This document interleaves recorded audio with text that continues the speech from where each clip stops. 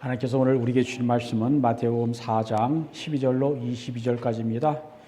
조라엘 집사님이 하나님 말씀 봉독해 드립니다.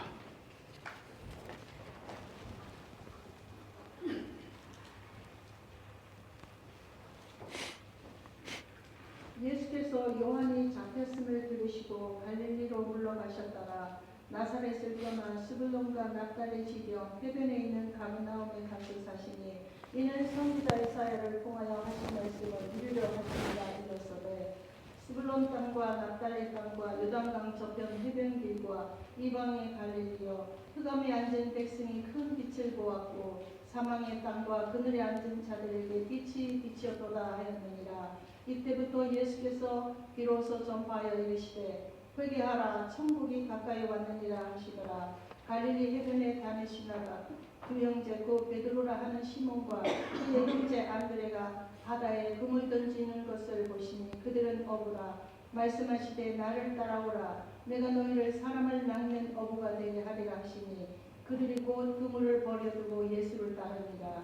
거기서 더 가시다가 다른 두 형제 그 세베대의 아들 야고보와 그의 형제 요한이 그의 아버지 세베대와 함께 배에서 그물 깁는 것을 보시고 부르시니 그들이 곧 배와 아버지를 버려두고 예수를 따릅니다. 아멘. 할렐루야. 오늘 주일을 맞이하여 하나님께 예배드리는 여러분들에게 하나님 우리 아버지와 주 예수 그리스도부터 은혜와 평강이 있기를 기원합니다.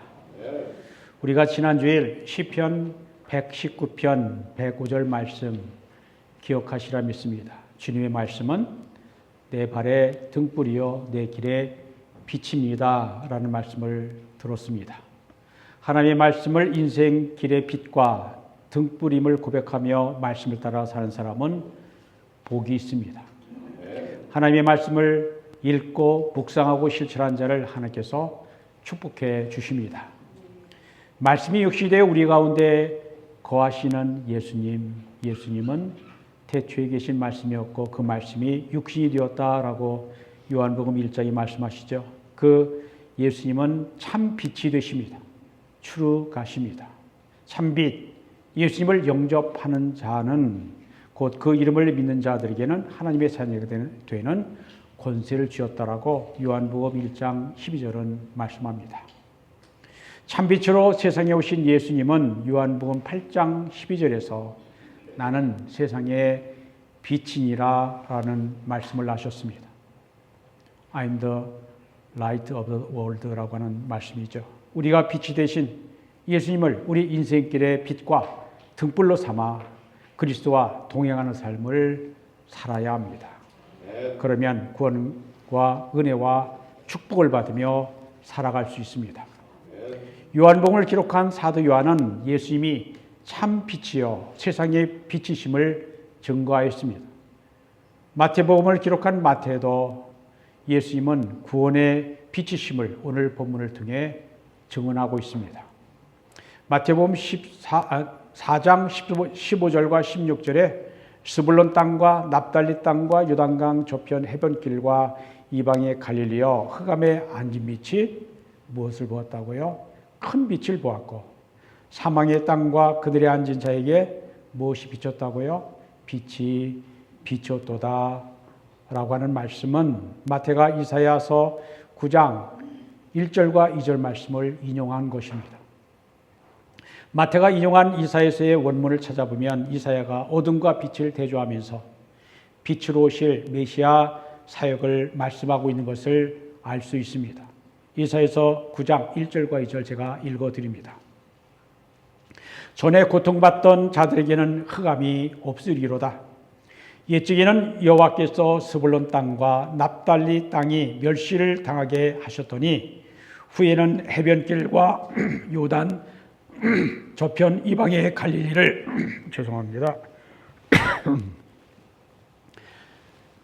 후에는 해변길과 요단 저쪽 이방의 갈릴리를 영화롭게 하셨느니라. 흑암에 행하던 백성이 큰 빛을 보고 사망의 그늘진 땅에 거주하던 자에게 빛이 비추었도다 라고 하셨습니다. 여기에서 흑암은 억압과 속박을 상징하고 빛은 억압과 속박으로부터 자유와 해방을 가져다 주는 것을 의미합니다. 이사야서 9장은 평강의 왕, 평화의 왕으로 오시는 메시아에 관한 예언의 말씀입니다. 특별히 이사야서 9장 6절과 7절에는 평화의 왕으로 오시는 한 아기의 탄생에 관하여 이렇게 예언합니다. 이는 한 아기가 우리에게 낳고 한 아들을 우리에게 주신 바 되었는데 그의 어깨에는 정사를 메었고 그의 이름은 기묘자라 놀라운 분이시라 원더입니다. 원더풀. 모사라 전능하시는 하나님이라 영존하시는 아버지라 평강의 왕이라 더 프린스 오브 피스입니다. 할 것임이라. 그 정사와 평강의 더함이 무궁하며 또 다윗의 왕자와 그의 나라를 군림하여 그 나라를 굳게 세우고 지금 이후로 영원히 정의와 공의로 그것을 보존하실 것이라. 만군의 여호와 열심히 이를 이루시리라 라고 하였습니다. 이사야가 주님 오시기 전 8세기에 이 말씀을 선포하였는데 구약 성서학자들은 태어날 아기는 700년 후에 예수 그리스도의 탄생을 말하는 것이 아니라 이사야 당시의 사건을 말하는 것으로 이야기는 히스기야 왕일 것이라고 주장합니다. 그러나 남왕국 유다의 후반기에 위대한 왕이었던 히스기야 왕은 영원한 평화를 가져다 주지 못했습니다. 그리고 히스기야 통치는 항상 정의와 공의로웠던 것이 아니었습니다. 유다 말기에 훌륭한 왕이었던 히스기야도 영원한 평강의 왕은 되지 못했습니다. 그렇다면 이사야서 9장 말씀은 영원한 평화의 왕으로 오시는 예수 그리스도에 대한 예언으로 해석한 것이 맞습니다.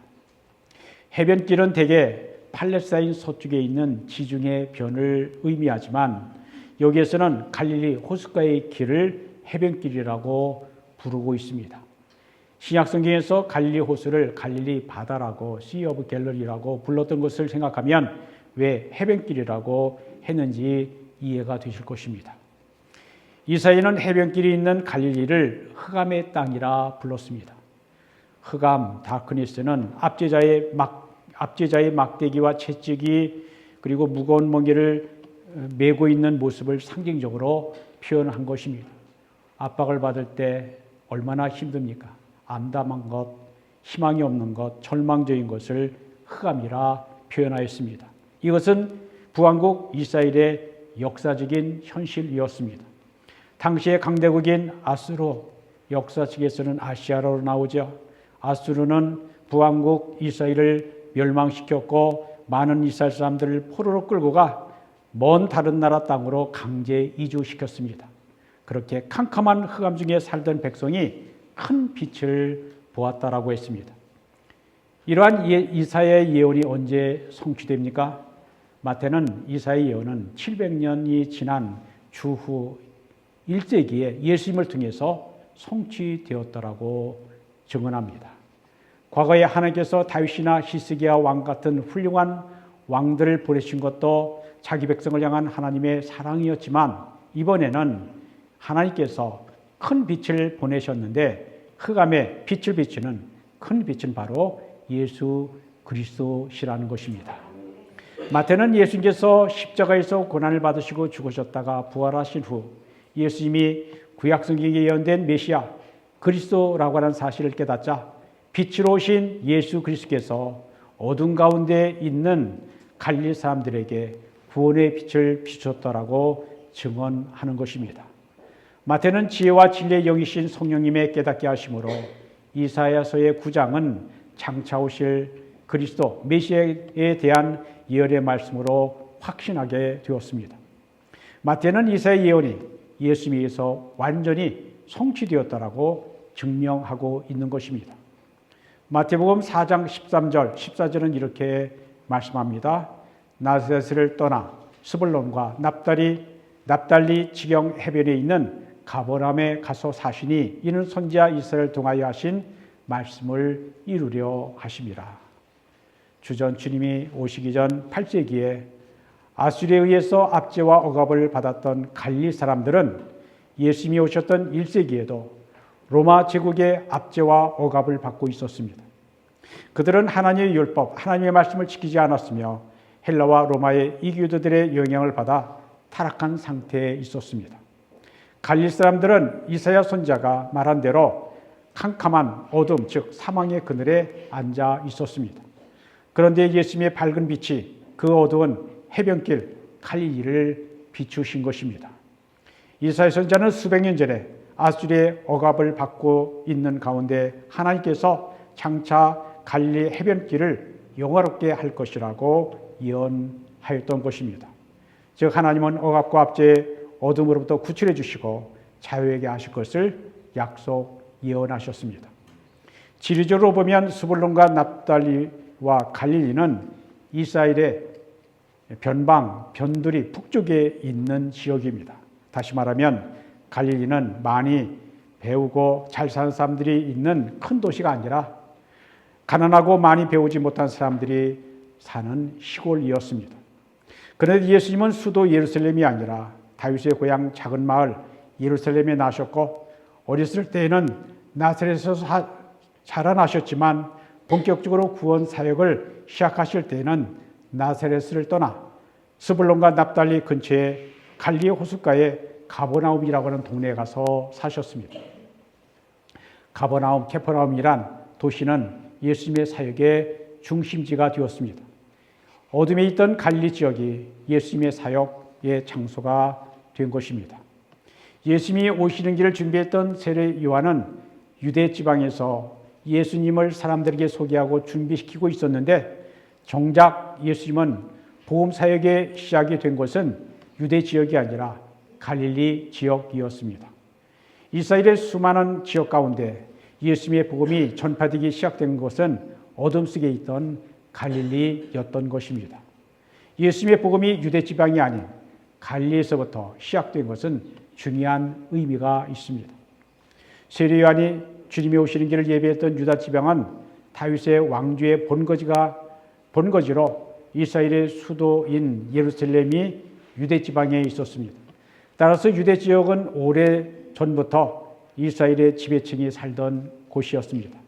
지배층이란 학력과 재력과 출신감이 뛰어난 상류층을 의미합니다.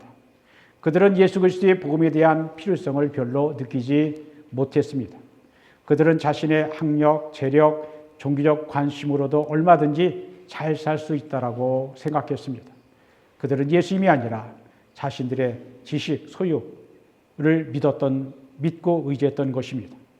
그러나 유대 지방의 반대쪽에 살던 갈릴리는 사정이 전혀 달랐습니다. 지리적으로 북쪽 끝에 있던 갈릴리는 이스라엘의 변방 바운드리였습니다. 갈릴 사람은 갈릴리 호수 주위에 띄엄띄엄 자리 잡고 있었고 가난한 곳이었습니다. 그곳에 살던 사람들이 가진 것이 있다면 그것은 학력이나 물질이나 가문과는 전혀 상관이 없는 가난과 질병과 무지뿐이었습니다. 그들에게는 자신들의 생명을 스스로 지킬 수 있는 힘이나 능력이 없었습니다. 예수님은 직접 선택하시고 부르셔서 세우신 12명의 제자가 갈릴리 사람들이었다는 것은 결코 우연이 아닙니다. 예루살렘 사람들은 가진 것이 많았기 때문에 그 많은 것을 포기하고 굳이 예수님을 따라야 할 이유가 없었습니다. 이런 의미에서 세상적으로 부족한 것이 없었던 예루살렘 사람들보다는 온통 부족한 것 투성이인 갈릴리 사람들이 훨씬 복된 사람들이었습니다. 그들은 어둠 속에 있었기 때문에 예수님을 믿지 않으면 구원도 없고 영원한 생명도 없다는 것을 알았습니다. 어둠 가운데 있다는 것을 깨닫지 못하고 예수 그리스도가 필요하다는 것을 인정하지 않는 예루살렘 사람들보다 갈릴리 사람들이 복 있는 사람들입니다.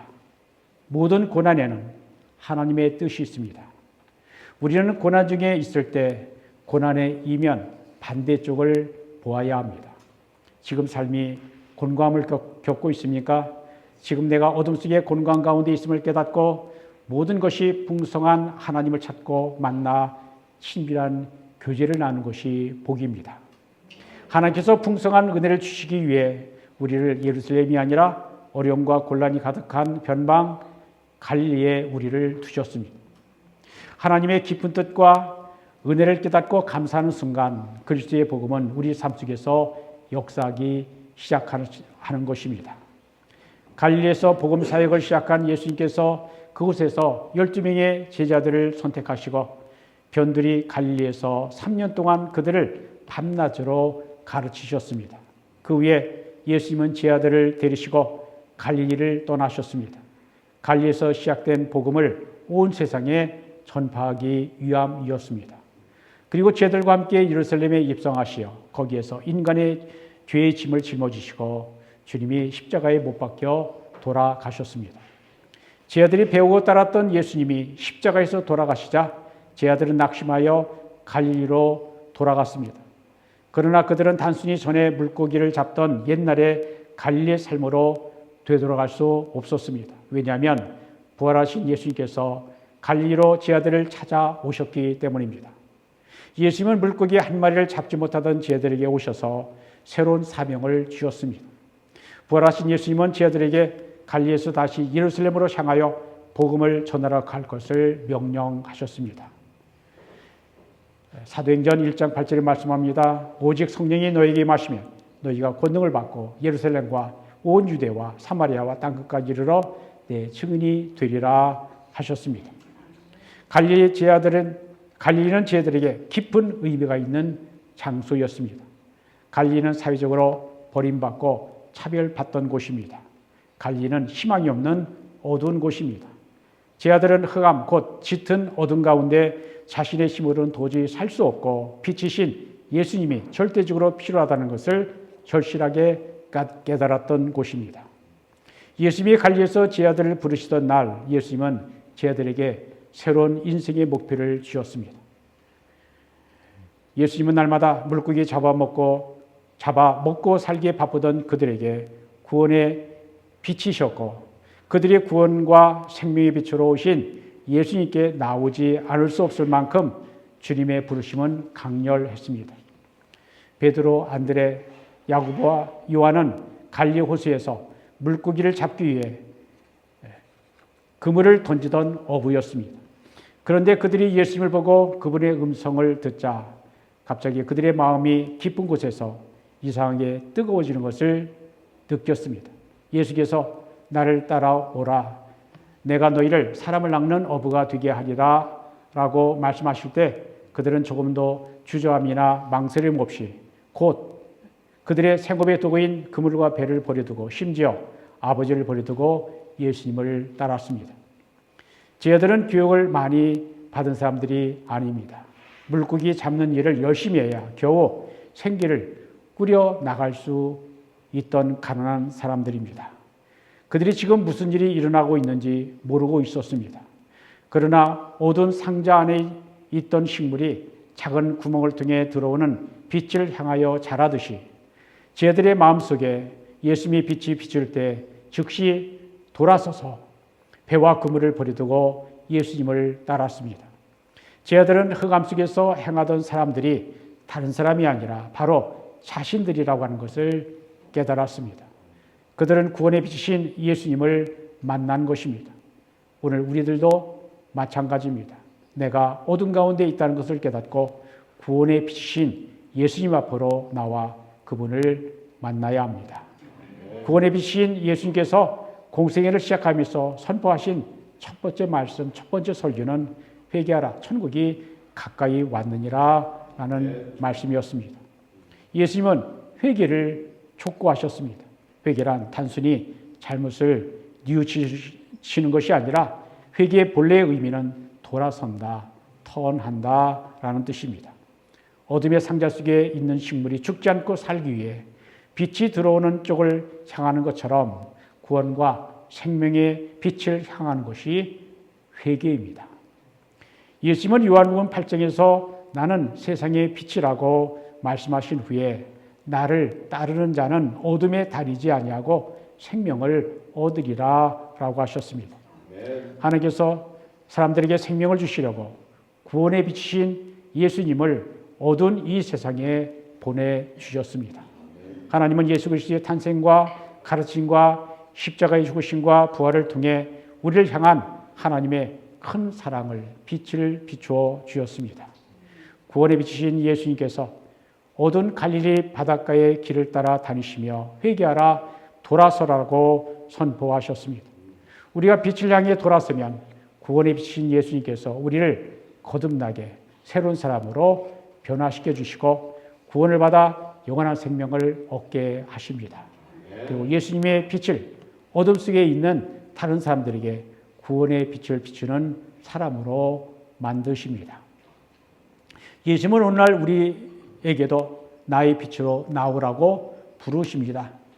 세상의 빛이요 참 빛이신 예수님은 우리를 부르십니다. 그때 우리는 우리의 마음을 열고 구원의 빛을 향하여 돌아서야 합니다. 여러분이 이미 빛이신 예수님을 향하고 있다면 계속해서 그 빛을 향해 나아가야 합니다. 예수님은 회개하라고 세상을 향해 가던 길에서 돌이켜 예수님께로 가까이 나오라고 부르십니다. 하나님은 우리를 예수 그리스도의 제자로 부르셔서 우리의 삶을 점검하시기를 원하십니다. 우리는 어두운 세상의 죄로부터 돌아서고 구원의 빛을 향하여 가까이 나아갈 수 있어야 합니다. 때가 참에 즉 하나님의 구원의 때가 되었을 때 하나님께서는 백성들에게 구원의 빛인 예수 그리스도를 세상에 보내셨습니다. 예수님은 우리에게 하나님의 구원과 사랑을 보여주셨습니다. 예수님은 우리를 하나님께로 인도하기 위해 오셨습니다. 예수님은 사회에 버림받은 자, 억압받는 자, 죄인들을 불러내어 구원하기 위해 오셨습니다. 반대로 예수님은 스스로 의롭다라고 생각하고 하나님을 믿기보다 세상을 의지하는 자들에게는 심판을 전하기 위해 오셨습니다. 예수님은 세상 왕이나 권력자들보다 그들 주신 하나님의 권위가 높다는 것을 선포하시면서 세상 권력자들의 권위에 도전하셨습니다. 예수님은 어두운 세상 가운데 있는 것을 깨닫고 회개하는 자의 죄를 용서하시고 새로운 삶을 살게 하시고 하나님의 구원의 빛 안에서 행하도록 하기 위해 우리를 살리기 위해 구원하기 위해 우리 대신 십자가에서 죽으셨습니다. 우리에게 예수님의 빛이 필요합니다. 우리는 예수님이 없다면 단 하루도 단 한순간도 살 수 없다는 것을 알아야 합니다. 우리가 때로는 개인적인 어둠의 때를 살아갑니다. 어떤 때는 육체의 질병으로 고생하는 칠흑 같은 어둠의 때에 장차 어떻게 될는지 몰라 방황할 때가 있습니다. 어떤 때는 갑작스럽게 직장 잃고 가족을 어떻게 부양해야 될지 몰라 걱정할 때가 있습니다. 어떤 때는 사랑한 사람을 잃고 위로움과 슬픔의 어둠을 어떻게 벗어날 수 있을는지 몰라서 답답할 때가 있습니다. 어떤 때는 지은 죄로 인해 관계의 암흑 속에서 용서를 구하고 모든 것을 본래 자리로 되돌리기 위해 무엇을 해야 할지 모를 때가 있습니다. 또 어떤 때는 중요한 결정을 앞두고 무엇이 옳은지 몰라 혼란스러운 때가 있습니다. 이와 같은 칠흑 같은 어둠이란 바로 이런 때 우리의 심정을 나타내는 말입니다. 앞을 분별할 수 없는 암흑 속에서 장차 무슨 일이 일어나는지 몰라서 불안하고 두려운 것입니다. 한치 앞을 안 보이는 칠흑 같은 어둠 속에서 방향을 분별하는 것은 어렵습니다. 그러나 어둠 속에서도 소망을 잃지 않고 가야 할 길을 알 수 있도록 어서 빛이 비추기를 우리는 간구하고 기도해야 합니다. 사실 구원의 빛은 이미 오셨습니다. 구원의 빛은 바로 예수 그리스도이십니다. 예수님이 우리에게 구원의 빛, 생명의 빛을 비춰주시기 위해 오셨다는 것이 복음입니다. 예수님이 복음입니다. 어둠 속에서 행하던 우리가 이제 예수 그리스도 안에서 빛을 발견하였습니다. 어둠 속에서 행하던 우리가 예수님을 인생의 목적으로 삼아 주님과 동행하는 자가 되었습니다. 어둠 속에서 행하던 우리가 예수님을 나의 선한 목자요 인도자가 되심을 깨달았습니다. 어둠 속에서 행하던 우리가 예수님 안에서 죄의 용서를 받는 법을 발견하였습니다. 어둠 안에서 행하던 우리가 예수님 안에서 희망을, 소망을 발견하였습니다. 예수님이 구원의 빛이요 소망이십니다. 이 세상에는 하나님을 잃어버린 영혼들이 많습니다. 아직도 무거운 죄짐을 짊어지고 고생하는 자들이 많습니다. 아직도 예수 그리스도의 십자가의 사랑을 모르고 진리의 말씀에 눈이 멀고 그리스도의 부르심에 귀가 먹은 사람들이 많이 있습니다. 이런 때 우리는 하나님의 사랑을 받는 하나님의 자녀요, 예수 그리스도의 제자라고 하는 우리의 새로운 신분을 늘 기억하고 항상 하나님의 자녀로서 예수 그리스도의 제자로서 구원의 빛인 예수님을 어둠 가운데 있는 세상 사람들에게 전해야 합니다. 그럴 때 사람들이 예수 그리스도의 구원의 빛, 복음을 듣고 알게 될 것입니다. 오늘 설교 후에 부를 찬송가 550장 시온의 영광이 빛나는 아침을 작사한 분은 토머스 헤이스팅이라고 하는 사람입니다. 이 찬송의 주제는 빛입니다. 토마스 헤이스팅스는 그의 시력을 거의 상실했을 때에 이 찬송의 가사를 지었습니다. 헤이스팅스는 어려서부터 피부가 하얗게 변하는 백색증이라는 병을 앓았다고 합니다. 또한 글씨가 심해서 책을 보려면 책을 눈에 가까이 대고 읽어야 할 정도로 어두웠습니다. 책을 좋아하던 헤이스팅스에게 시력장애는 너무나 큰 고통이었습니다. 청년이 된 헤이스팅스는 일을 하면서 밤에는 혼자서 음악 공부를 했습니다. 18세가 되던 해 그는 교회 성가대 지휘를 맡게 되었습니다. 이